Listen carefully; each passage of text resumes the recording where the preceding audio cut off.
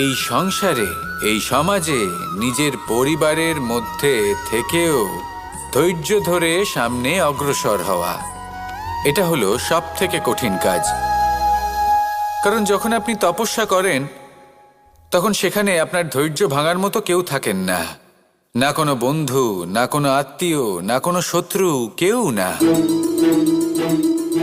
কিন্তু যখন আপনি এই সমাজে, এই পরিবারে থাকেন, কোনো না কোনো ব্যক্তি এসে আপনার ধৈর্যের বাঁধ ভেঙে দেওয়ার ক্ষমতা রাখেন। তারা আপনার ধৈর্যের বাঁধ ভেঙে দেয়, আর কখনো কখনো তারা অনিচ্ছাকৃতভাবেই সেটা করে থাকেন। কারণ তাদের মানসিকতা আপনার থেকে আলাদা, তাদের কর্ম আপনার থেকে আলাদা, তাদের দৃষ্টিভঙ্গি আপনার থেকে আলাদা, জীবন যাপন আপনার থেকে আলাদা। সেক্ষেত্রে আপনি ধৈর্যচ্যুত হন, প্রসন্নতা আপনার থেকে ছিনিয়ে নেওয়া হয়। সেই জন্য এই সংসারে, এই পরিবারে